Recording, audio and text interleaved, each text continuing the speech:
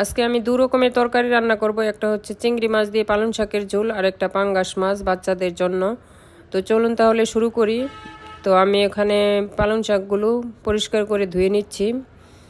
তো দেখতে পাচ্ছেন এরকম করে ধুলে কিন্তু শাকের ভিতরে যতই ময়লা থাকুক তো পরিষ্কার হয়ে যায়।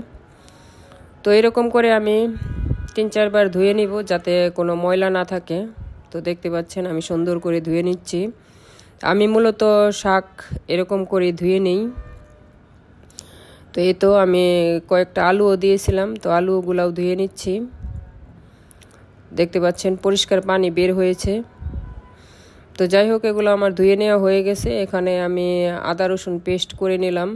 তো পেস্টটা ফুরিয়ে গিয়েছিল, তো এখানে পেস্ট করে নেওয়া হয়ে গেছে। তো এদিকে আমি পাঙ্গাস মাছ ধুয়ে পরিষ্কার করে নিয়েছি। তো এখানে আমি চিংড়ি মাছের ঝোলটা প্রথমে রান্না করব। এই তো এখানে আমি সরিষার তেল দিয়েছি। তো আমি মূলত সব কিছু রান্না সরিষার তেল দিয়েই করি। তো এখন পেঁয়াজ কুচি দিয়ে দিলাম, সামান্য জিরাও দিয়ে দিয়েছি। তো এখন এগুলোকে হালকা ভেজে নিচ্ছি। তো দেখতে পাচ্ছেন, তো সামান্য আদা রসুন পেস্টও দিয়ে দিলাম।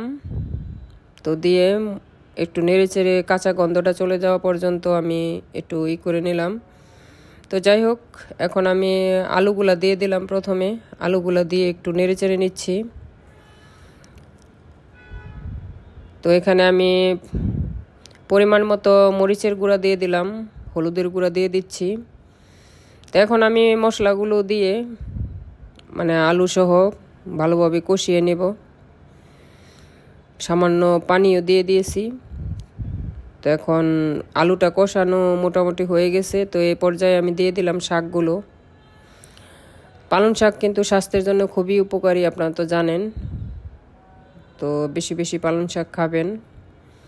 তো শাক সবজি সবগুলাই স্বাস্থ্যের জন্য খুবই উপকার।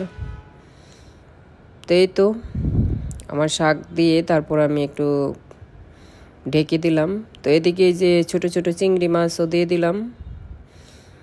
ছোট ছোট চিংড়ি মাছ দিয়ে পালং শাকের ঝোলটা আমার কাছে খুবই মজা লাগে। তো এই তো দেখতে পাচ্ছেন রান্নাটা হয়ে গেছে। তো দেখতে কিন্তু খুবই লোভনীয় লাগতেছে।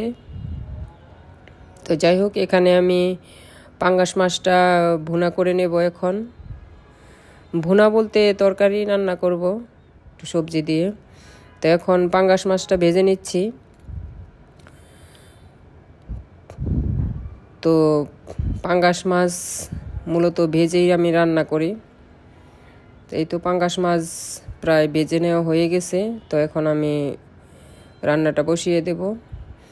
তো পাঙ্গাস মাছের ভিতরে আমি দুটো কাঁকরোল দিয়েছি আর দুটো আলু সহ সবজিটা কষিয়ে নিচ্ছি। তো যাই হোক, কষানো হওয়ার পর আমি পরিমাণ মতো পানিও দিয়েছিলাম।